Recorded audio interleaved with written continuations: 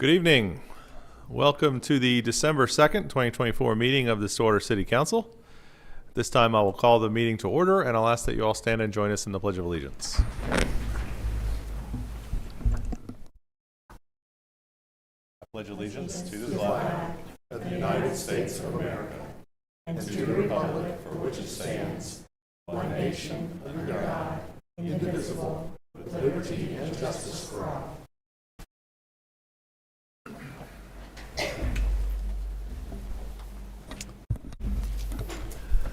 All right, no proclamations or presentations tonight, so we'll jump right in. Questions, comments, or action on the consent docket? Move approval of consent. Second. With motion and a second on the consent docket, please vote. With a vote of 5-0, the consent docket is approved. That takes us to item 6, the public hearings. 6A is to receive public comment regarding a request from Wargo LLC for a map amendment to rezone property addressed as 1324 East 6th Avenue from commercial general to commercial shopping, CC-24-136. Did we have good notice on this item? Yes, we do. Good morning, Jacqueline. Good morning. Rise and shine. I have been saying good morning all day long. Well, good evening, Mayor and council members. Jacqueline Porter, City Planner. All right, I'm going to be presenting the next two items that are on the agenda together since the map amendment and the plan unit development are in correlation to each other for the property at 1324 East 6th Avenue. At the end of this presentation, there will need to be individual public hearings and motions for the map amendment and the plan unit development. So, since it's been a while since PUDs have been presented to the council, I'm going to briefly go over the process of a PUD application. The preliminary PUD is first presented to the Planning Commission and is required with a public hearing. The Planning Commission makes a recommendation of an approval or denial or approval with conditions to City Council. The approval can be made with conditions. And then the PUD that is being presented at the next City Council would make the recommendation by the PC, which is either to approve or however it was presented. Then a final PUD is presented to staff and they review and approve. If there are no changes or only minor changes, then staff will make the final approval. And if staff does not approve of any minor changes, then it is denied, and then it can be appealed to the Board of Adjustment, so forth. And then if there are major amendments to the PUD, it just repeats the whole process and it comes back with all the public hearings. Jackie, if I may just interject one Go thing. So our code is a little bit unique and it requires an ordinance on approval of the preliminary planned unit development, the PUD, as well as the zoning. So depending on action taken this evening, what would come back would be one ordinance that would denote the zoning as, for instance, CS-PUD. So it would be, that's how it would be formalized, just for your information. Yes. So, on to the actual topics tonight. All right.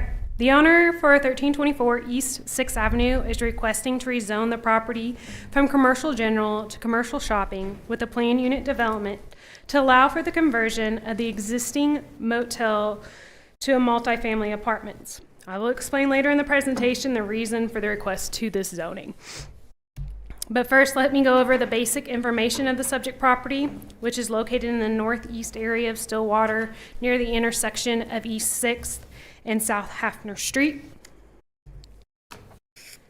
The subject property has frontage on East 6th Avenue and South Hafner, located just north of Fairlawn Cemetery. Here's a street view looking north off of East 6th Avenue. Well, We have it in our packet.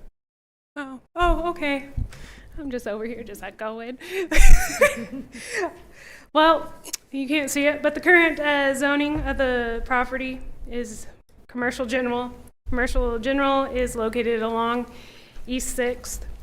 And to the north, there is small lot, single family, which is located to the south, which is the cemetery. And then you have the two-family residential is to the west, and two-family and multifamily is in the vicinity over to the northeast of the subject property. and you can't see it, but the future land use map that was adopted with the 2030 comprehensive plan projected the desired use in this area at the time of the adoption to be commercial. Now I don't know. We'll go into the long story, though y'all can't see it, but Why don't you hold it a second? Let's see if we can yep. That way you can actually see the site plan. Well, we have the. We do have it. We have maps You in have our it? Okay. packets. Well, okay. I can. And all of the agenda packet information is available with the agenda online. Yeah. So anybody that's interested in viewing the maps she's describing, it's available online. Yes. All right, so the plan unit development is going to be called Stillwater Studios. It is approximately 1.05 acres with an existing motel consisting of 32 units, a laundry facility, and an office building. The proposed use of the property is converting the existing motel structure, which was built in 1950, the laundry facility, and the lease office, into 32 dwelling units as studio apartments, renovating the laundry facility, and renovating the office building to an office space with a resident property live-in space manager that will be there 24/7. The reason for the PUD, in conjunction with rezoning request from commercial general to commercial shopping, the proposed uses on the property are personal and laundry services in a structure with a mixed use, which is the office space and the dwelling unit for the property manager. And are permitted use by rights in commercial shopping. However, in a multifamily use portion is only allowed in CS with a specific use permit. The current zoning of the property is CG, does not allow a multifamily use. So CS is the highest commercial district that would allow multifamily, and the bulk standards fit with the surrounding and staying with the commercial zoning request zoning to meet the desired use that was projected by the 2030 comprehensive plan along 6th Avenue. Though the existing setbacks is not conforming to the required setbacks in CS in the district, the plan unit development will establish the setbacks based on the existing structures, the screening, landscaping, and all the uses previously listed. So the proposal of repurposing into an apartment is to provide a more stable occupancy that would benefit the community in multiple ways by renovating a blighted property and creating a different type of housing for the community.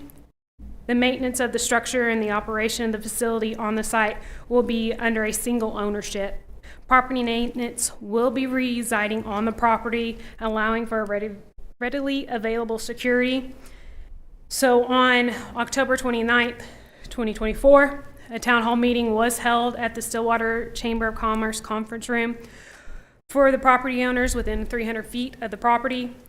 6 individuals attended the meeting. Ghost Associates in Austin, the project manager, were available for questions. There were no objections to the proposed use, just questions to clarify the intent of the property. Ghost Associates is here if you have any further questions for the applicant. But now, do you have any questions for staff? Counselors, any questions for staff? I'm just curious. I know it looks like from what I could read, the hotel currently has 32 rooms. It's going to maintain those 32 rooms. Mm-hmm. Is the footprint of those rooms changing to accommodate a studio apartment? No, my understanding is that they're just renovating. They're getting it all out. We're renovating it and adding kitchenettes to all of them. Kitchenettes. Okay, that was I think part of my question is Yep. if they were going to have kitchens included in them. Yes. Okay, thank you. You're welcome. On the zoning issue, Yes. commercial general does not allow multifamily even with a permit, special use permit, No. but commercial shopping does. Yes. This is why people hate zoning. And this, I mean, this is Yes. really, I mean, the first time I looked at this, I'm like, wait, we're rezoning it from general to shopping so that we can turn it into apartments? Like that, it makes no sense. And I don't know if that's just our code. I know it's not just our code. I know it's zoning in a lot of ways has these kinds of weird things to it. But I think, just, this has nothing to do with this project in particular. But just from a public relations standpoint, this makes it so hard for our community to really understand the point of some of these hearings, and should they come and talk about it or not, because it's the way we do zoning is just very, very problematic in a lot of ways. I mean, again, this project is not the issue. I would love it if we can look at, I know we have looked at zoning, and I know part of our comprehensive plan we're going to talk about here in a little bit, just the way our zoning categories are set up to make stuff like this more user-friendly and understandable to the public, because, just looking at this makes no sense to anybody. So anyway, neither here nor there, but I would love to see us fix our zoning code in general to make it a little bit more user-friendly. If it's any consolation, Mayor, I think a lot of times with mixed use, that can be the challenge inherently, regardless of how it's zoned. Most communities really struggle when you have residential and office or commercial kind of intermixed, which is a really great idea for properties like this, but it can be very challenging for traditional zoning. Well, let's figure out some non-traditional zoning. Any other questions for staff about the project? Okay, so we do have 2 agenda items here. I did announce item 6A, and that is just the zoning change from commercial general to commercial shopping. At this point, I will open the public hearing on item 6A. I know we do have the owner representative and the project manager who have signed up to speak. If either of you have something you'd like to say, or just here for questions if we need to. Just a question. Okay. I don't have anyone else signed up to speak. Is anyone else here to speak specifically about these items? All right, seeing no one, I will close the public hearing. And Jacqueline, can you let us know what the Planning Commission's recommendation was on the zoning? Yes. So the recommendation for the map amendment by Planning Commission was to approve with a vote of 4-0. All right, thank you. Councilors? Motion to accept Planning Commission's recommendation. Second. We have a motion and a second to accept the Planning Commission's recommendation. Please vote. The vote of 5-0, item 6A is approved. Item 6B is receive public comment regarding a request from Wargo LLC for a planned unit development to allow conversion of an existing motel structure to a family district with a laundry facility and office at property addresses 1324 East 6th Avenue, CC-24-137. We had the same good notice on this item. Yes, we did. This time I'll open the public hearing on the PUD. We do have the representatives from the owner here. Do I have anyone else here to sign up to speak? Seeing no one, I will close the public hearing. Jacqueline, was there a recommendation from the Planning Commission on this item? There was. Planning Commission recommended approval with a vote of 4-0. Thank you. Councilors? I did have one quick question on the planned unit development piece. I was just curious, I don't think I saw in any of our packet information the price point of affordable housing is something that's really challenging for our community right now. I was wondering if they could speak to the price point for this housing.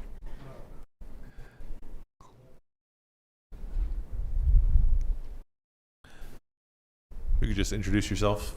My name is Austin Core. I am the owner's son, and I'm here representing him, which his name is Brian Core. He's the owner of Wargo LLC, which owns this property. In regards to your question, the goal for this property is to open up all these units with all utilities included, including Blue Peak being wired in for internet, at a price point of $750 to $775 per unit. So the goal is to speak on that a little bit more. We know these aren't huge units; they're nothing crazy, but they're safe, they're reliable, the roofs don't leak, the electrical works, everything, there's no bugs, it's clean, it's new, it's fresh, and if somebody goes in there and wants to live in there, they'll have a safe place, and everything will work absolutely as it should. That's our main goal. So $775, $750 is our range, and yeah, that's it. Thank you. Of course. So, come back. What length of rentals do you anticipate? Monthly rentals, longer term rentals? What's your plan on that? Our goal is longer term rentals. Ideally, we'd like to stick at 1-year leases. We'll probably be doing a lot of 6-month leases Basically, our goal is always to do longer terms for more stability for us and all the other tenants. People moving in and out all the time is not what our goal is. It was a hotel previously to this, and we're not in line with that at all with our thinking for what this complex will be. So 6 months a year is our goal. We may open it up to 3 months leases for special scenarios, but that is definitely something that we're not going to be looking for. So one more quick question. The rooms, the walls between each room, are they concrete block or are they masonry? They're cinder block. Yeah. Okay. Cinder block with their concrete filled cinder block. So they're going to be hard to tear down Extremely. and hard to catch on fire. Yes. But Okay. very supportive, very stable, very level. Yeah. Well built. Very good. Thank you. Of course. Anything else? All right. Thank Thank you. Counselors, action on the Planning Commission's recommendations. I move to approve the Planning Commission recommendation. Second? We have a motion and a second. Please vote.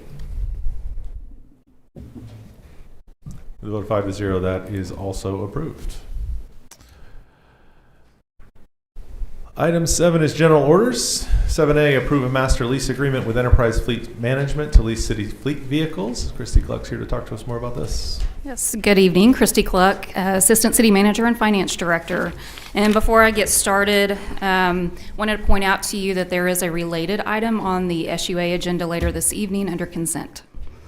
So the city maintains a fleet of approximately 275 vehicles. That count does not include any heavy equipment, trailers, or specialty vehicles such as waste management trucks or bucket trucks. But it does include police department trucks. Police Correct. vehicles. Okay. Yes. Yes. So we have historically funded our fleet refresh through a pay-as-you-go or cash basis, but that has proven to not be very effective in providing a timely refresh of our vehicles. And so our average model year of our fleet is 2012, so over 10 years old. That aging fleet carries high maintenance costs, low fuel efficiency, and just kind of lacks reliability for our employees. So staff has worked over quite some time on trying to identify a more sustainable approach to our fleet management and maintenance. And in that process, staff identified 7 goals of what a successful program would look like. So number 1, develop a consistent annual investment in replacement to increase the health of the citywide fleet. Second goal is to provide dependable equipment to those positions that require a vehicle in the performance of their job. Third is to right-size the number of vehicles in our citywide fleet. Fourth is to ensure vehicle type assigned to employees and crews aligns with the daily tasks that they perform. Fifth is to increase the overall efficiency of citywide fleet performance. Sixth is to decrease the citywide fleet maintenance costs. And then finally, decrease citywide vehicle fuel costs. So Enterprise Fleet Management offers a solution that we feel like meets many of those goals that I just listed. So their program offers vehicle financing. So we're looking at 5-year terms. They are able to leverage manufacturer discounts and incentives. They're also able to purchase off of the Oklahoma State contract. So when that price is beneficial, they can do that. At the end of the lease period, the vehicles would be sold by Enterprise, and the city would have the option to reinvest any equity back into the program so as to reduce future costs of leased vehicles. And because we would be using Enterprise to sell those vehicles, we would be able to leverage the vast resale market that the Enterprise company has access to, as well as their expertise and timing of that sale of vehicle. So the city would like to pilot the Enterprise program to evaluate its fit as a long-term solution for our fleet management. The initial order of vehicles would include 8 for public works, 8 for water utilities, 4 for wastewater utilities, 5 for electric, and then 8 marked units and 2 unmarked units for the police department. So this is 35 units or approximately 13% of our fleet. The initial outlay would be for a partial year of lease payments, as well as the aftermarket equipment and installation. And that price tag is $365,000. That total would be distributed amongst several funding sources. So $250,000 would be from the city capital fund, and that would cover our public works vehicles and the police department vehicles. $50,000 would be from the water fund, $45,000 from the wastewater fund, and $20,000 from the electric rate stabilization fund. Future year lease payments are estimated at about $425,000, and staff would include that in the adopted operating budgets moving forward. And that 425 would include the equipment installation things that we need for the various vehicles, like Yes. the police vehicles? It would include a part of that. For police specifically, any upfitting in excess of $10,000 requires a 50% down, and so there is some upfront. Okay. So I will pause there and entertain any questions. I also have Roman Aldiz here in the audience, and he is from Enterprise and can answer questions specific to their program. What do we spend annually now? I'm all for cycling things in and out and to make sure that we maintain a good fleet of vehicles, but I'm curious what we spend now for those annual So costs. that's been the struggle, is that's included in our capital plan, and we struggle with dedicated funding for capital. And oftentimes these types of purchases are one of the first things to go when we're trying to meet a budget constraint. And so that's where the inconsistency comes in and why we have such an aging fleet. And so we're trying to work into a program that we can just upfront allocate that annual contribution to that to really get our fleet healthy. Okay, so So, that number's zero in some of our budgets? It depends on the year. Okay. It fluctuates. So, what you're saying though is that we haven't been spending enough money on fleet maintenance and management over the years, and so we need to put this in as a regular, and this gives us an option to do that in a way that is consistent. Yes. We're not just trying to figure out year over year, okay, we got to spend $200,000 this year, and next year we're going to spend $700,000, and next Right.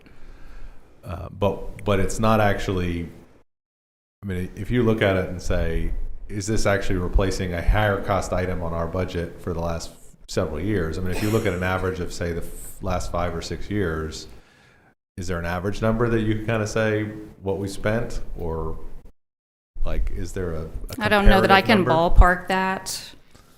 I know, what was it, end of 23, first of fiscal year 24, we purchased, I believe, 8 police units. I think that's the last time that we purchased police units. Electric has purchased a few vehicles just recently, but it's really sporadic in our fleet replacement. So, this is a cheaper option than going out and having to buy all of these vehicles. Just looking at the sheet of the summary of the leases here, we're talking about, I don't know what the number was, total number of units. It gives us an opportunity to spread that cost out over a number of years We as wouldn't we be able try to to go buy transition, 35 cars. right? As we try to transition into a more sustainable approach Okay. to regular refresh. Sorry, Tim, go ahead. okay, you mentioned refresh. So we get these this year, and at what point do we refresh them? What's our lease obligation? How long will we keep these vehicles? So we're planning for a 5-year term, and we would look at selling them at 5 years. And that's where we're going to rely on Enterprise's expertise in the timing of that sale, so that we can maximize what we get, the equity we get from that. Okay, in the unlikely event, which does happen, a police car is ruined, Mm-hmm. what happens to the lease there? So we carry the insurance on that.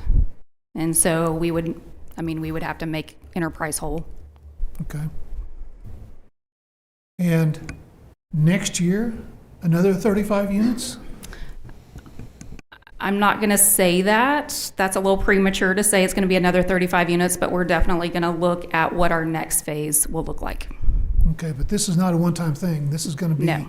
an ongoing process every year where we put new vehicles in the fleet Yes. and salvage old vehicles. Yes. Okay. And we could find ourselves at some point in the future where 200-plus vehicles are all being leased, and we have lots of commitments on lease payments. Potentially. Do we have a ballpark on what that number could look like for? No, because also what we're trying to do in this process is look at the vehicles that we're purchasing and making sure that it's the right vehicle. If we don't need a king cab, we're not going to buy a king cab. We're going to buy a single cab. Part of the problem we have right now is when we replace a vehicle, oftentimes another department will say, hey, I want that older vehicle. I could use that. And so we tend to hang on to things that don't really fit the function that it's serving. And so oftentimes we see that carries higher maintenance costs. It's older, it's maybe bigger than what they need. And so we're trying to reevaluate all of that as we systematically work through the process. One of the things I would ask, presuming we move forward on this, I would ask for a year from now when you're back for the next phase, is we try to project out what leasing the whole fleet looks like. Okay. Because that's a substantial price tag I It would is. expect that we're going to be paying every single year on lease payments. And I think before we get too far into this, we need to understand how big the apple is we're trying to eat. Fair enough. Yeah. Okay. Yeah, and I mean, we've cut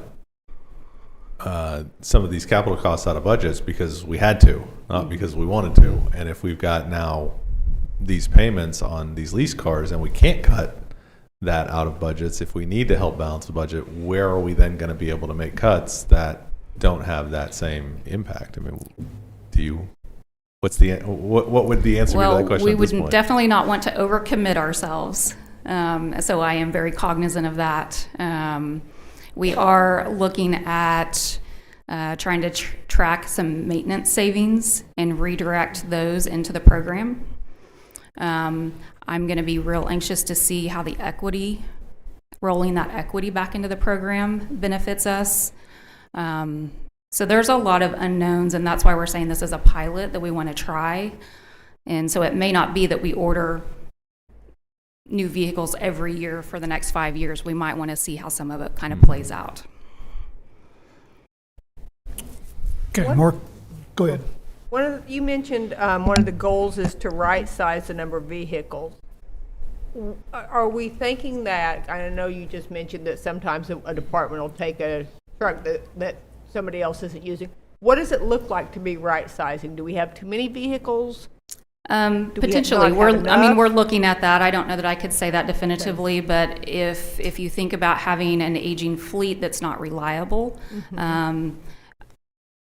I could assume that we are probably keeping some vehicles on hand in case that truck goes down and needs to be in the shop to be repaired, because the work still has to get done. And so I do feel like that is occurring in different pockets across the city. So we're not sure how many vehicles we might be able to reduce that fleet by. Because as I'm thinking about the numbers and we're talking about, 35 vehicles this year, at some point we get to a point where we've gone 5 years out. Hypothetically, we've done this every year. We haven't replaced all the vehicles yet, and things start to compound, I guess, in Yes. terms of how much we have to do per year. Yes. So we're thinking in those terms. Yes, absolutely. Okay. Absolutely. There's still a lot of unknowns that we're exploring. So you would see us doing it this year and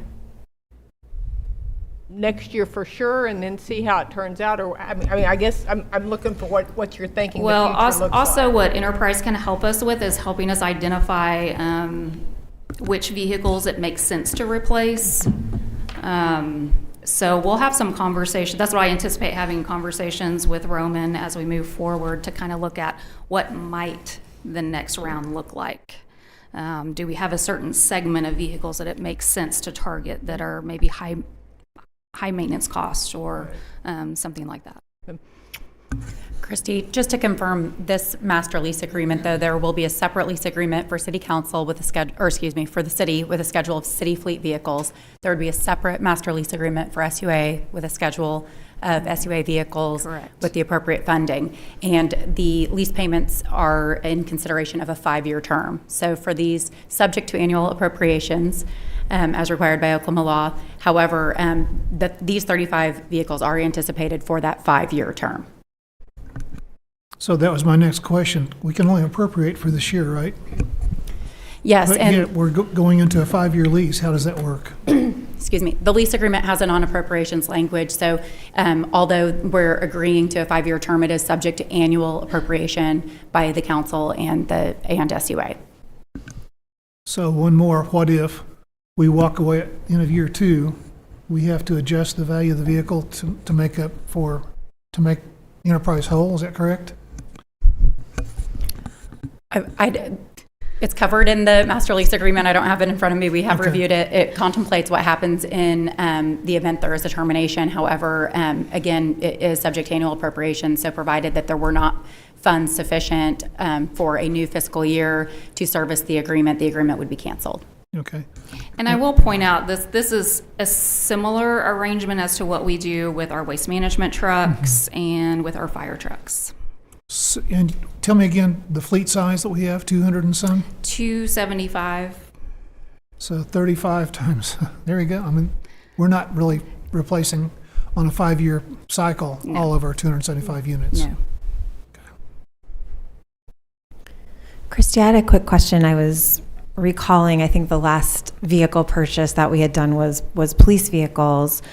Do we always purchase our police vehicles just from the general, like the capital fund, or are they normally, is it funds allocated specifically to the police department? I was trying to remember. There's no dedicated funds for police vehicles. Okay, Yeah, so it's either general fund funding or city capital fund. interesting. Okay.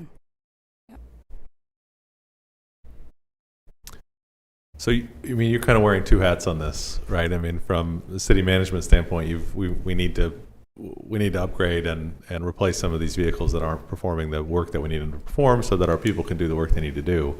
But also as the finance director, you've got to make sure that we're not putting ourselves in a bad financial situation here.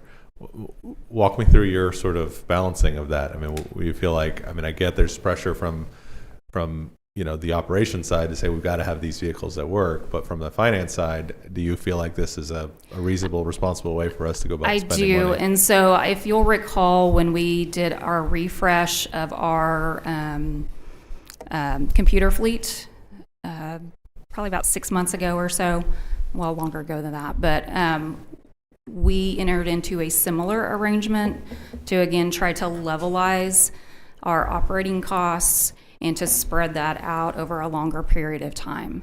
And so this is just a similar approach that we're trying to do to really protect and invest in our daily operations, instead of having that hang out there and just waiting for some capital funding to come available. Mm-hmm. To mysteriously appear. Right. Because if you sit and wait, it's not going to happen. But if you plan for it and you project it, and this is a known, so this is something we can project over the 5 years. And when we're building our budget, we always fund our debt first. I mean, we just take that approach. You got to pay your debtors back.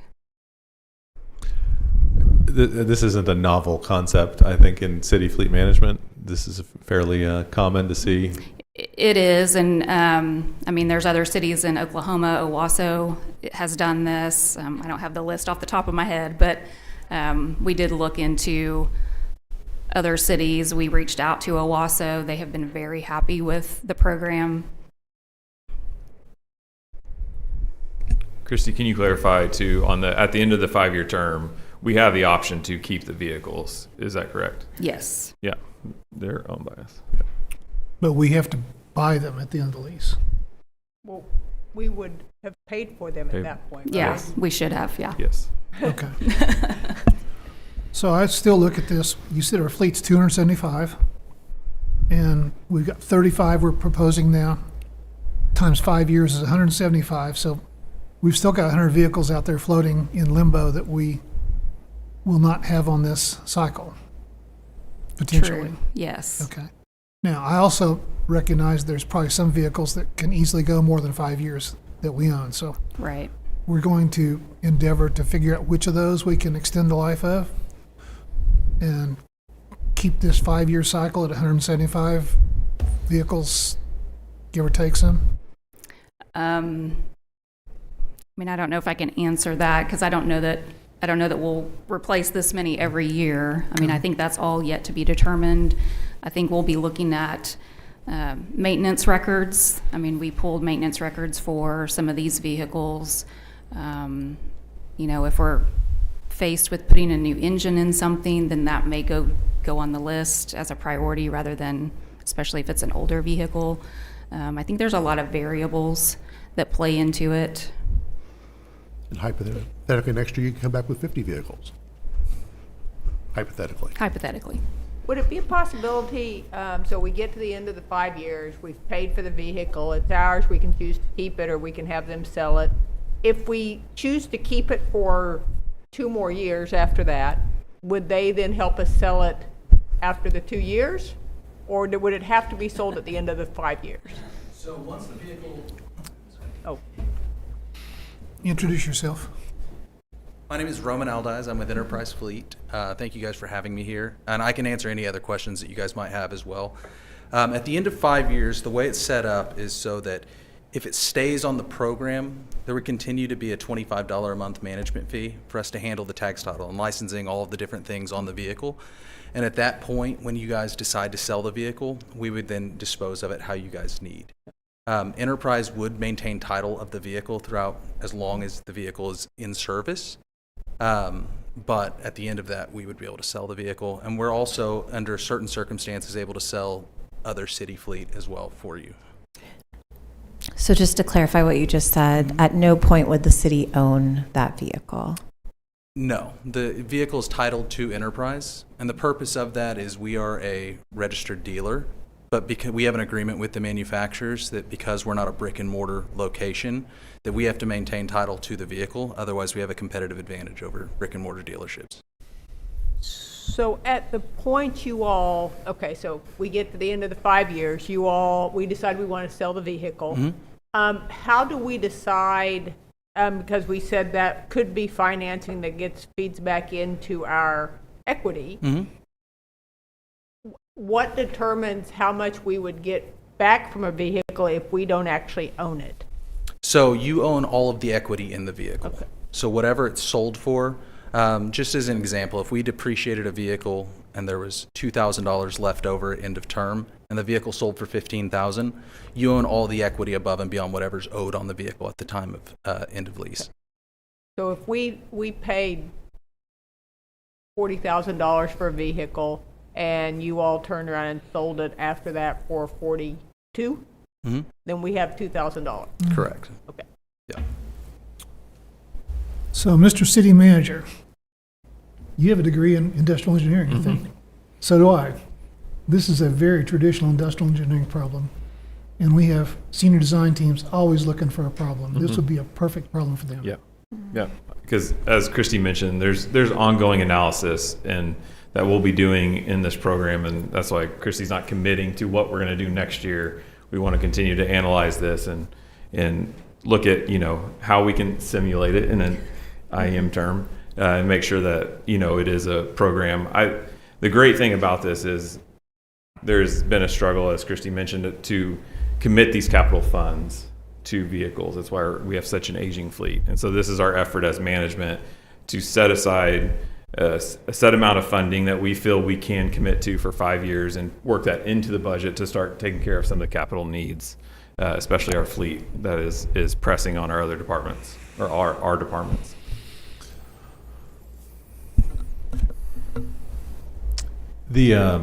30 or so vehicles that will retire with this will get surplused out, and then does that money go back?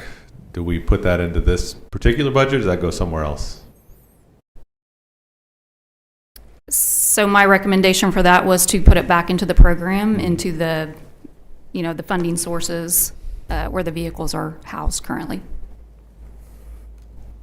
Looking at the age of the vehicles, though, there's not a lot of money there.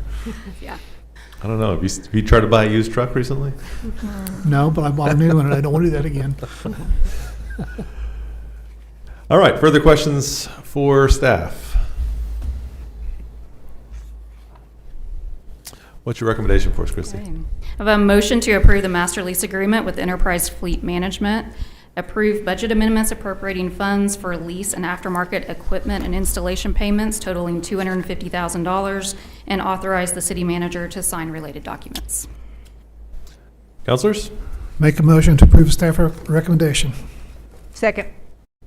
We have a motion and a second to approve the staff's recommendation. Please vote. That's approved with a vote of 5-0.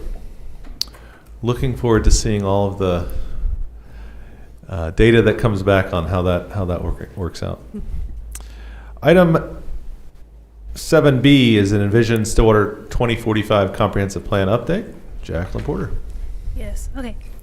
Don Warwick with Freese and Nichols here to update the City Council on the status of our comprehensive plan project, including the overview of the planning process, public engagement activities conducted to date. They will also provide the plan's vision, guiding principles, and the preferred approach to the future land use, as well as key takeaways from the housing market assessment. That is not it, but that is. All right, Don, it's all you.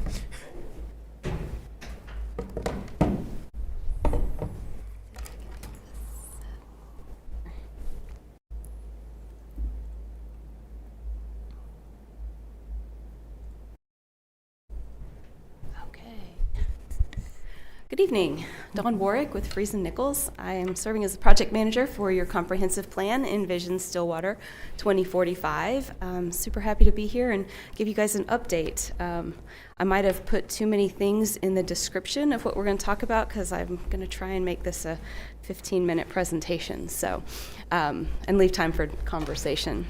But what we want to cover tonight is, as Jackie mentioned, just an overview of the planning process to date, what we've learned through or how we've engaged the public, and also how that sort of shaped the foundation of the plan, the framework being the vision and guiding principles. We'll talk a little bit about the goals that are stemming from that on the various topics within the plan, and kind of the first efforts relative to specific topics, the housing assessment that's been conducted, and some takeaways from that, as well as how that's all of this is starting to shape future land use. So beginning with community engagement, we launched the project back in February. We had an open house meeting at the community center. It had a presentation as well as sort of a come and go opportunity for people to provide input through various exhibit boards as well as free form responses and conversation. At that point in time, we also launched a community survey through the project website that went live also in February. And with that, we have, with the survey, we've collected almost 600 survey responses. Also, there are elements of the website that are interactive that sort of mimic that open house meeting that was conducted and allow people to provide feedback on an interactive map where we've received about 150 recommendations, comments. Those basically are, we like this, or we think this particular area or element of the city could use improvement. There's also an ideas wall, which is the image at the bottom right, and that's sort of a sticky note wall where people, it's a free form comment opportunity for people to choose a topic and provide their input on that topic. And so far we've received 86 comments on that. So we're getting some good activity with regard to community engagement. Following the launch in February, we began a series of focus group meetings. So basically through the spring and into the summer, we spoke with a variety of different subject matter experts. So staff helped to build a pretty extensive email list of people throughout the community that represent different sectors. One that I neglected to put on here is we also spoke with the Chamber of Commerce Infrastructure Committee. I think that was also in March. But total, there were about 60 different participants that engaged in that effort. Our subconsultants that are focused on economic development and housing have also been reaching out to individuals for one-on-one conversations relative to those specific areas of the plan. So, all of that information, of course, goes into building the plan itself. The plan document will consist of 8 chapters, and so the first 4 are shown here, beginning with the community snapshot, which is basically your benchmarking and demographic information, kind of existing conditions, what we've learned about what's on the ground today. Land use is a very core component and influences basically all of the other elements of the comprehensive plan. Transportation is what it is, but we're looking to ensure that not only are we updating the vehicular thoroughfare plan, but also other forms of transportation, so all modes of transportation are addressed. Housing and neighborhoods, we'll of course talk about the condition of existing housing and neighborhoods within the city, as well as what the demand is and how that can be addressed with regard to meeting the needs of the community moving forward. The town gown assessment and resilience discussion that are sort of the lines that run through the bottom of the screen will be addressed really in every chapter of the plan. We recognize that all of these different topics, and of course you see here the final 4: economic development, community character, infrastructure, and implementation. All of these different things, are impacted by the resiliency of the community as well as its relationship with the campus, with OSU. So economic development, we'll be talking in that chapter about employment opportunities, really focusing on how to craft a unified economic development vision for the city. Community character, this is a little bit of a grab bag. It talks about kind of a healthy community, but also it gives a nod to placemaking and how to establish those areas that are very uniquely Stillwater and how to make that, kind of make your mark with those recognizable elements of the community. Infrastructure, of course, is sort of the foundation that all this has to function on, making sure that we understand what capacity exists so that new recommendations for new growth, for development in certain areas can be addressed with regard to infrastructure needs as well. The implementation chapter is really your playbook. That will be sort of the action item list of things that are going to be composed of projects, programs, policies that will move forward the initiatives that are outlined within the plan. So the framework of the plan, all of those chapters are all intended to serve the vision of the community. So the vision statement sort of rides over top of all of the elements of the plan and is generally an aspirational statement of what the community expects to look like in 2045. The guiding principles are basically the values that the community shares that support that vision. So working through the advisory committee and utilizing the feedback that we've received through community engagement, this is the vision statement that's been accepted and is now sort of embedded in the plan. And so basically in 2045, Stillwater is an innovative community that deeply cares for one another, cultivating a strong sense of belonging. It's a desirable destination for residents, visitors, and businesses, cherishing deep-rooted connections, prioritizing education, and radiating a warm, friendly character. So there's a lot in there, but it was intentionally kind of broad to capture a lot of the thoughts that we heard from the advisory committee as well as from the community and the various feedback elements that were conducted. Excuse me. Guiding principles, not quite as expansive, but they do capture quite a lot. So there are 4 main guiding principles: connect Stillwater, thrive Stillwater, identify, and realize Stillwater. So there's a little statement relative to each of those, just to give you a better description of what that means. So Connect Stillwater really speaks to physically connecting the community, but also connecting the community through relationships, partnerships, and other types of community-based efforts. Identify Stillwater, again, it's something that allows us to look at how different elements of the city are uniquely Stillwater.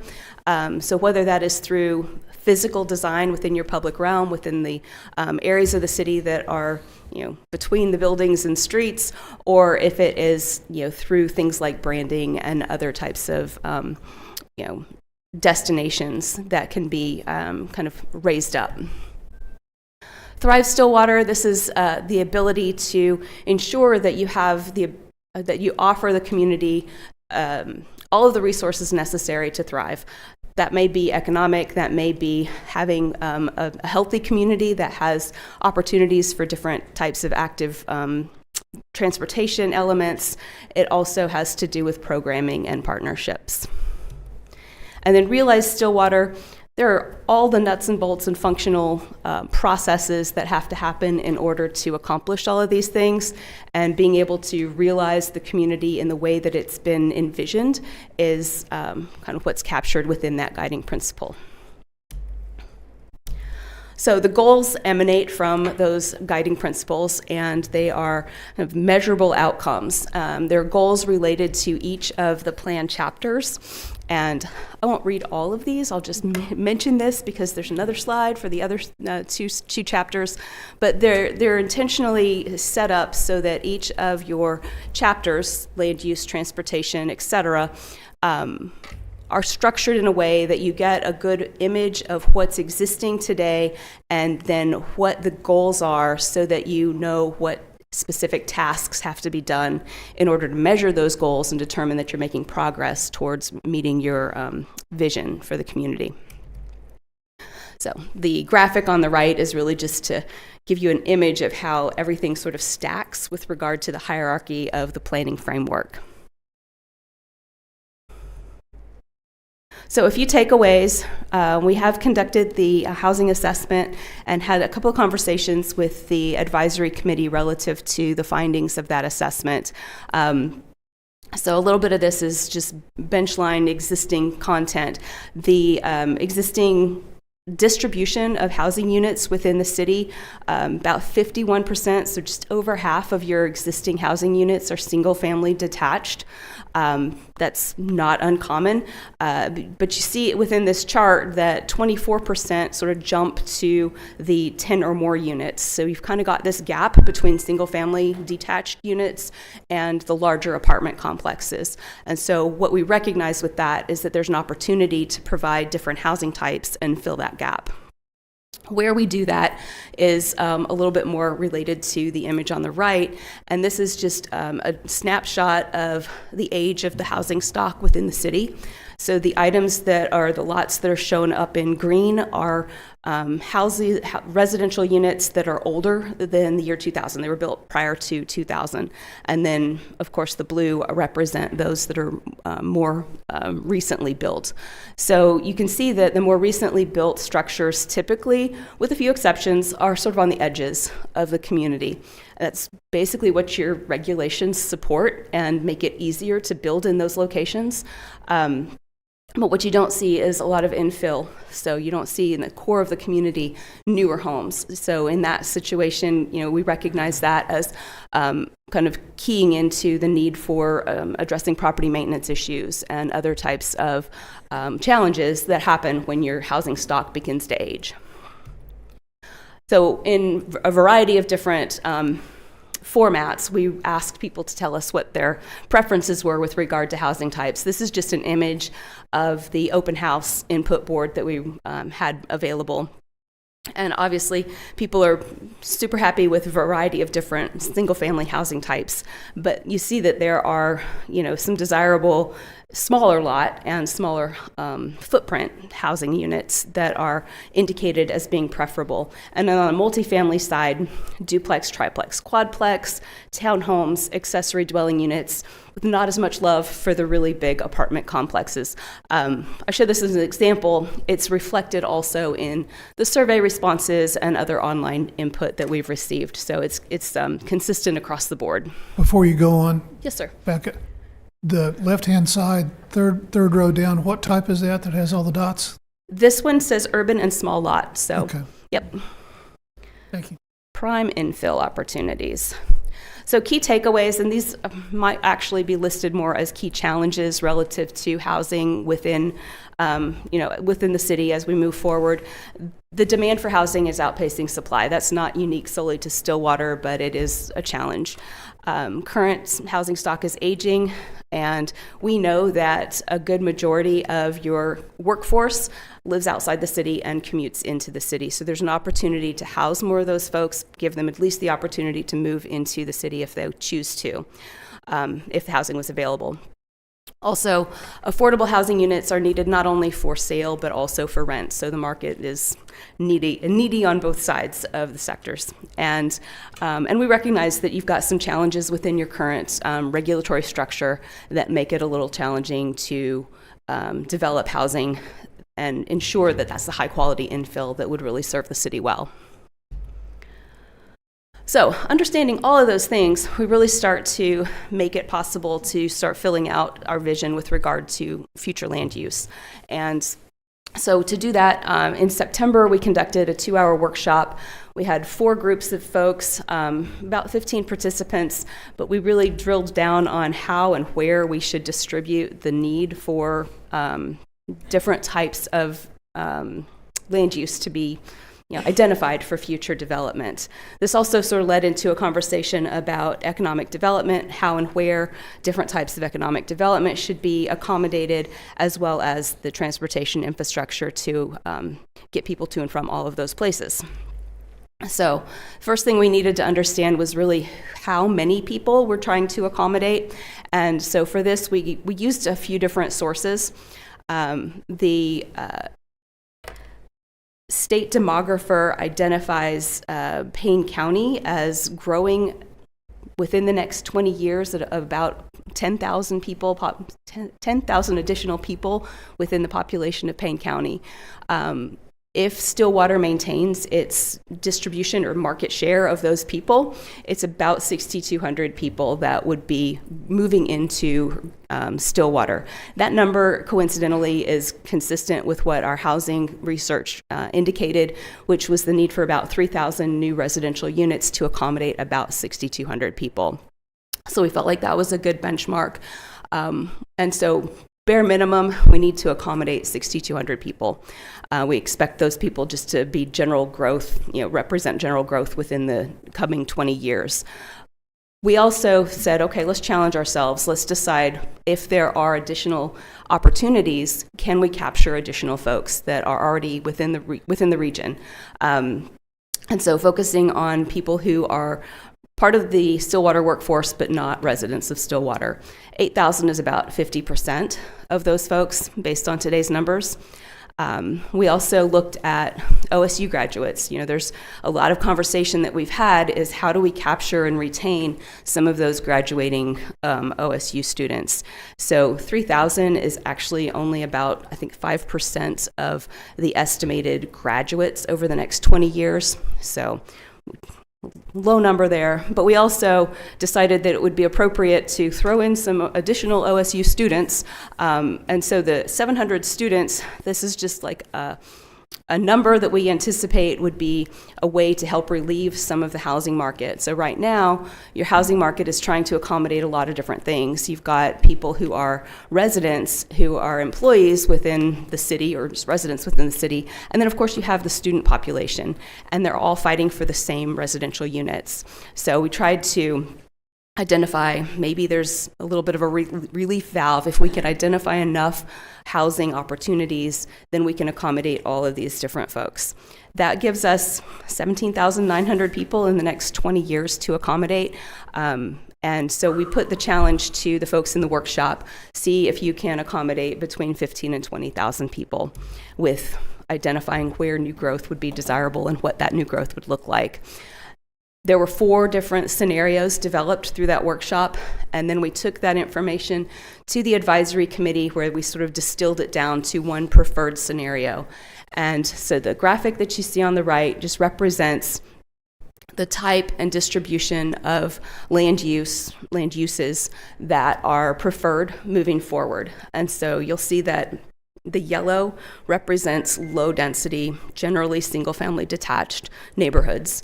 The orange is moderate density, so those are your infill opportunities, and those are those things that are kind of going to bridge between duplex and your smaller apartment complexes.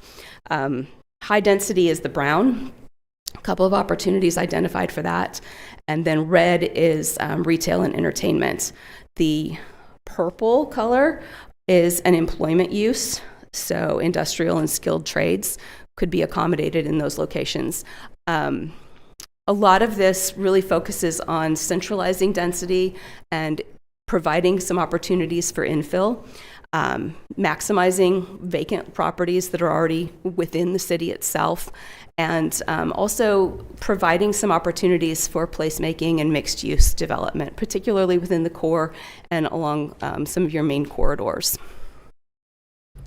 So next steps. This is just a kind of a graphic that's start to finish. We've basically completed the community engagement phase, although I will say community engagement extends through the entirety of the project, but we're really kind of at the tail end of the plan development piece of the project where we're drafting content and building out the different plan chapters. Once we have that, we'll have another conversation with the advisory committee and we'll talk specifically about that implementation action plan. And once that's done, we have, of course, the code diagnostic, which is something that's already in the works to identify opportunities to align your regulations with the desired future that's expressed within the plan recommendations. So in February, or probably late February, early March, is when we'll meet with the advisory committee again, and then we anticipate being ready for the final community open house in late March, early April. There we go. The project website's still active. You can access it using that QR code if you choose. But I'm happy to answer questions. Thank you, Dawn. Counselors, questions? Dawn, could you talk a little bit about so you've done all these kind of individual studies with some specific focus on housing and economic development. Can you tell us or share with us a little bit about what the outputs of that will be? So will there be will that be embedded in our comprehensive plan? Will it be an addendum to our comprehensive plan? How will this council and future councils access all the data and all the findings that you've pulled? We'll have, we do have a specific document that is the housing assessment, and so that is a separate sidecar document. The content of that, the recommendations from that, will be utilized as we build out and write the housing and neighborhoods chapter of the comprehensive plan, but we'll attach that assessment as an appendix to your comprehensive plan so that you have the entirety of that information. The economic development piece is a little bit different. It's not going to be a separate document. It will all be part of the economic development and redevelopment chapter of the plan. Awesome. Thank you. Sure. I know sometimes we have kind of these side studies that we have trouble kind of finding later on. So it's great that they'll be kind of pulled together in one place. Yeah.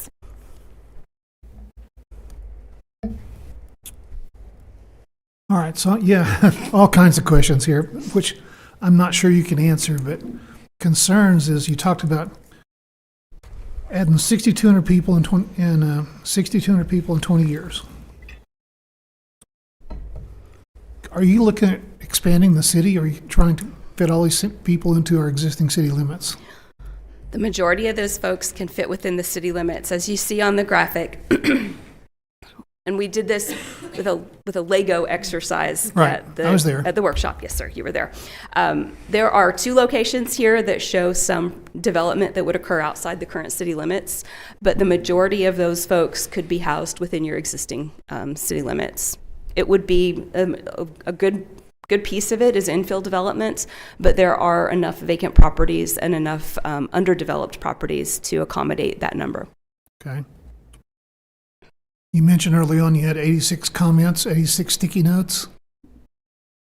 Any common thread that runs through those that you've seen? So I will say that on the map item, we got quite a few comments about the condition of roads in different locations. Really? You all are very well aware of that, I'm sure. We heard that, for the most part, people are interested in new opportunities. There's a lot of love for Stillwater, so a lot of that's reflected in the comments. Some things are very practical, like, our neighborhoods need sidewalks. We want to have better trail access to different parts of the community. So things like that are probably the common threads that, off the top of my head, ring. All right, one more. Okay. You might have heard 6th Street is going to be reconstructed at some point in time. I've heard this. We will figure out when, sometime in the next 20 years. Will that be part of your plan? Will you consider that as part of the long-term plan? So I know that the 6th Street corridor plan identifies a lot of, adjustments in future state for that corridor. We are referencing and reviewing all of those adopted policy documents so that what we recommend and propose is not in conflict with those. We want to make sure that they're kind of working together. Okay, thank you. Mm-hmm. I think on one of the last meetings the advisory council had, we talked about making sure we had the university's long-term plan and some of the other kind of the hospital long-term plan and some of the other entities. Have we been able to acquire some of those at this point? We have the university's current long-range plan. We've reached out to the school district, and I'm not sure if we've reached out to the hospitals yet, but that is on the list. Yes, sir. My other comment, and I'm on the advisory council for this, and so I've been to these meetings, and I know we're talking about this, but I think, all of us from the standpoint of comprehensive plans or any of the other plans that we've been a part of helping put together, the main concern is always implementation, right? We have a long, proud history in this community of keeping plans on shelves, and it's probably true of a lot of communities, but as we get into this piece of building the actual implementation plan, to me, this is probably the most important part of the plan, right? Putting together what we want it to look like in 25 years is great, but if we don't actually put any of that on the ground, it doesn't really matter what we said we wanted. And so, I know we just want to sort of express how important the implementation piece is, and working with the council and staff and the people who are actually going to have to, I think I made one of this comment in one of the advisory committee meetings that, everybody's, the vision of, we want to do lots of infill development, we want to build lots of really cool, infill sorts of things, that really falls to the council and the staff to put together real policy that allows that to happen. As you said, our current regulations sometimes can get in the way of that. And so I just really want us all to be engaged as much as we can be on what this implementation actually looks like. And the people who are going to be having to, not necessarily us, because in 20 years it won't be us up here, but a council and a staff that are going to have to be able to practically put this stuff into practice. I'm really excited about this part of the plan, but also really this is the part I really care about, is how does this actually make it to our community streets and neighborhoods and all that sort of thing. Right. It's got to be actionable. Our typical approach to putting together that action item matrix or implementation matrix is to identify kind of short, mid, and long-term goals and make sure that they are measurable. So if we say that we want to, be more efficient in utilization of land, then you've got to have some way to measure that. Are we, having more really long utility line extensions for main lines, or are we able to put more density on existing infrastructure? That's something that's measurable, as long as we kind of demonstrate what you need to calculate and keep track of. So we want to make sure, because you typically don't do what you don't measure and report out on. You got to have that accountability. So we definitely intend to build that in, and that's part of the conversation that we'll be having with the advisory committee when we meet next. Great, and I think it's important to make sure we have some local flavor in terms of what those implementations are going to look like and what those goals will be that are tailored to sort of how we know the community of Stillwater operates, right? Yeah. Certain things that we know, well, that's not really how we do things around here, or we know that's going to be a bigger challenge than maybe if we can find a different way to do it because of just sort of historically Stillwater's, there's certain ways that we get things done here and certain ways that are more challenging than others. And so I hope that all gets kind of built into, I don't want to just put a plan out that says you need to do X, Y, and Z, and we kind of look at it and go, well, we know we're not going to be able to do X and Y because that's just not going to happen in Stillwater, right? I mean, we want to find implementation goals that we do feel are actionable for us as a community. And we're going to lean on the advisory committee and staff to really help us understand what fits into the model that works here in Stillwater and what might be an outlier in that regard. Great. When did you say the next sort of community type meeting? We're looking at that probably end of March, early April. Okay. Thank you. Yes. And that's really more of a rollout of the final plan. Correct.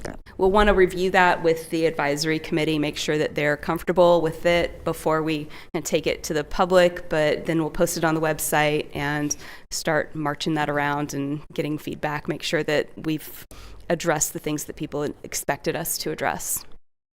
Don, could you talk a little bit about this has been a more robust planning process than we've gone through in a while. Can you talk a little bit about what communities typically do? I know in Oklahoma City, they have their comprehensive plan really visible and accessible. It's not just a button. They've kind of got it broken out and explained on their website. Can you talk a little bit about what that might look like for us, or kind of how you would recommend we make sure it's a kind of easy to access? I know we've done a lot of work on our website, but is that something traditionally that we see where the plan is really accessible to the public? So probably the most effective thing that I've seen in plans that I've done maybe in the last 5 years is we put together an ArcGIS story map that reflects the core content of the plan. These plans are big, beefy, wordy documents. We're trying to make it as graphic and interesting as possible, but there's a lot of data in the plan document itself,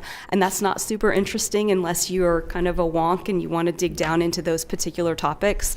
But we want to make sure that the recommendations have the necessary support to them. A way to distill that down is to use something like a story map or another way to utilize the website to display the information and really show the vision and guiding principles, the key goals within the different plan sections, and maybe just enough verbiage to give people an understanding of why that's an important element of the plan and what that means to the community moving forward. And then have maybe a dashboard of material up there so that you can put out to the public and maybe update it quarterly or biannually to show progress towards accomplishing the goals that are outlined in the plan. Is that included in our scope with you all? Do you know? I will have to double check that. I think that we probably did have a conversation about the story map. We've definitely got the website already kind of compiled, so beefing up the website and being able to port that to the city is definitely possible, easy. Thank you. Sure. Anything further, counselors? All right. Thanks, Thank you Don. very much. Thanks for all your work. Item 8 is ordinances. On second read, ordinance 3546. I think city attorney has a comment on this one before we read it. Yes, I've had recent conversations with the Center for Economic Development Law, the attorneys that represent the city, and CETA as special counsel for economic and TIF-related matters. And based on their advice, I recommend continuing action on ordinance number 3546. This is the ordinance that considers approval of adopting the Stillwater Data Center Economic Development Project Plan plan and the supporting incentive districts. As we've previously discussed at meetings, this project also requires approval of an economic development agreement that would outline the respective parties' obligations in connection with that development. Those negotiations are still ongoing. It's in the city's best interest to defer action on this ordinance until we can finalize that agreement. So I would recommend the council entertain a motion to continue action on ordinance number 3546 until January 13th, 2025. Thank you. Councilors? I move to continue ordinance 3546 to the January 13, 2025 meeting. Second. We have a motion and a second to continue the ordinance. Please vote. The vote of 5-0, ordinance 3546 will be continued to January 13, 2025. Item 8B is ordinance 3550, an ordinance amending Chapter 2, Administration, Article 5, Officers and Employees by repealing Section 2-552 Collective Bargaining Unit Agreements in its entirety. Councilors? I move adoption of ordinance 3550. Second. We have a motion and a second to adopt the ordinance. Please vote. The vote of 5-0, ordinance 3550 is adopted. Item 9 is appointments. We have a couple of folks on the Stillwater Medical Center Authority whose terms are expiring. They are both willing to continue to serve and have been productive and helpful members of that board. So I will move that Dr. Todd Green and Mr. Lowell Bartow are appointed to new 3-year terms on the Stillwater Medical Center Authority Board. Second. We have a motion and a second. Please vote. With a vote of 5-0, Todd Green and Lowell Bartow are appointed to new terms on the SMCA. That takes us to reports from the officers and the board. Ms. Carnley. Request for an executive session pursuant to 25 OS 307B1 for the purpose of discussing the employment, hiring, appointment, promotion, demotion, disciplining, or resignation of interim city manager Brady Moore. Thank you. Mr. Moore. Yes, just want to remind everybody that city offices will be closed on Wednesday, December 25th for Christmas and Wednesday, January 1st for New Year's Day. The waste management calendar is adjusted for those holidays, much like it was last week for the Thanksgiving. For the weeks of Christmas and New Year's, normal trash, recycling, and yard waste will be picked up, but they'll be delayed one day since both holidays are on a Wednesday. For example, if your normal trash pickup day is on Wednesday, then your trash will be picked up on the following day on Thursday. For me, I'm a Friday pickup, so my trash pickup that week will be on Saturday. So, also residents who live or who have a live Christmas tree during the holiday season, after the holiday, they can bundle up their tree and place it on the curb as part of the city's regular yard waste collection free of charge. It's a great service that we offer our customers. And all decorations must be removed from the trees, and bundles must be less than 4 feet long, 18 inches across, and less than 50 pounds. For more information and the collection schedule, you can go to stillwaterok.gov/waste management or call our waste management office at 405-742-8269. Thank you, Mr. Moore. Vice Mayor Jaloski. Yes, the city is accepting applications for various committees, including the Board of Drainage Appeals, Stillwater Reinvestment Plan Implementation Policy Committee, also known as the Downtown TIF number 3, and the Board of Adjustments. Committees are essential for increased development and infrastructure projects within our community. If you would like to get involved in your local government and help make Stillwater even greater, please consider serving on one or more of these committees. For more information or to apply, go to stillwaterok.gov/citizenboards. Thank you. Councilor Hawkins. This holiday season, the Stillwater Animal Welfare reminds those who are considering adding a furry friend to their family to adopt, not shop. If you would like to see what dogs and cats are in need of a good home, please stop by the Animal Welfare Building at 1710 South Main Street or follow Stillwater Animal Welfare on Facebook. The staff members post regular updates on Facebook about available animals, educational tips, and animal health guidance. Thank you so much. Councilor Clerk. Please join us on January 9 as we develop a vision plan for parks, community spaces, and public facilities. During this community meeting, we will discuss neighborhood parks and other larger community spaces. Preliminary information collected from recent surveys will be shared and discussed. We want to ensure our parks and public spaces meet the needs of our residents and families. Please join the discussion on Thursday, January 9, beginning at 5:30 p.m. at the Stillwater Community Center, room 121. For more information, go to stillwaterok.gov/parks. Thank you. Councilor Harden. Celebrate the holidays in Stillwater by shopping, dining, and staying local. Now through January 5th, every $50 you spend earns one entry into the 2024 Fly Home for the Holidays giveaway. You could win gift cards for American Airlines and travel through Stillwater Regional Airport. Discover amazing deals during Stillwater's holiday shopping events. Whether you're exploring Lakeview Point, Pioneer Square, the Strip, Campus Corner, or downtown Stillwater, you'll find shops and boutiques with gifts and treasures for all ages. 5 lucky winners will be randomly selected on January 15th with confirmation on January 21st. Many thanks to Visit Stillwater for organizing and hosting this event. For more information, go to visitstillwater.org. Thank you, Councilor Harden. I will remind everyone that the holiday season is upon us and it's time to bundle up and enjoy the festivities. The Parade of Lights will be in downtown Stillwater this Thursday, December 5th at 6:30 p.m. with sweet treats and a parade. Directly afterwards, we'll enjoy a performance by Town and Gown Theater, awards, and a tree lighting with Santa in Chris Salmon Plaza. Another great event is our Holiday Heroes and Holiday Drone Show on Saturday, December 14th.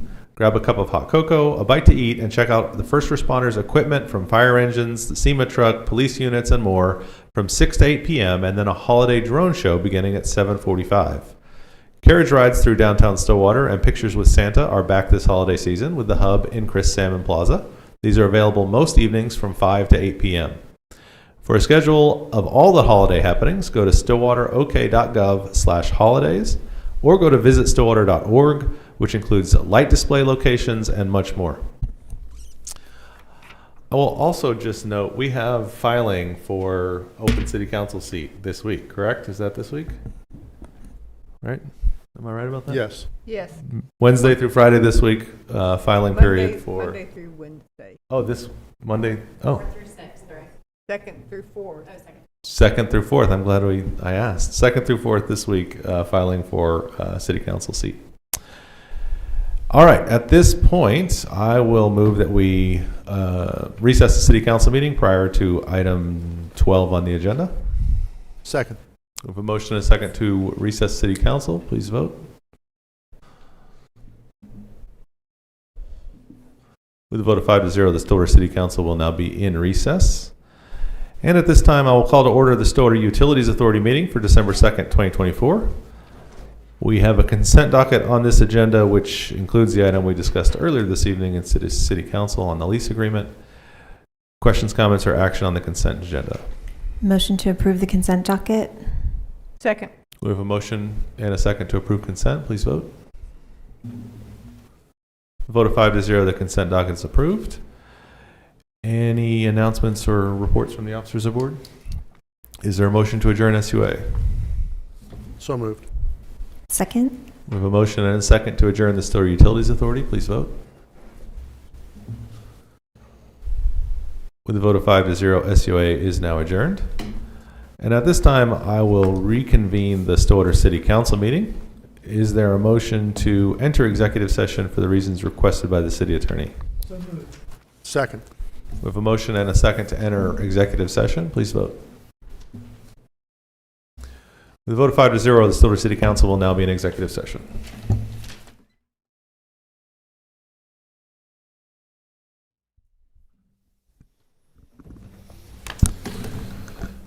And we're back. Is there a motion to reconvene the Stillwater City Council in regular session? Second. We have a motion and a second. Please call the roll. Mayor Joyce, Yes? Vice Mayor Jaloski, Yes. Councilor Hawkins, Yes. Councilor Clark, Yes. Councilor Harden. Yes.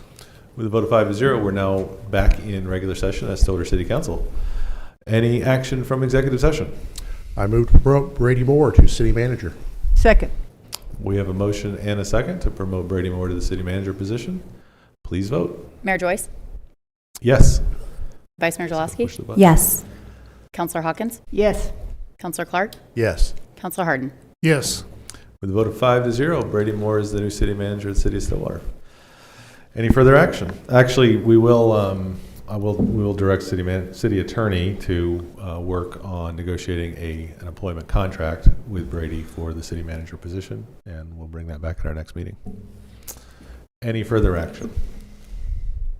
Is there a motion to adjourn? So moved. Second. We have a motion and a second. Please call the roll. Mayor Joyce. Yes. Vice Mayor Delassie. Yes. Counselor Hawkins. Yes. Counselor Clark. Yes. Counselor Harden. Yes. With a vote of 5-0, the Stillwater City Council is now adjourned, and that concludes our meetings for the evening.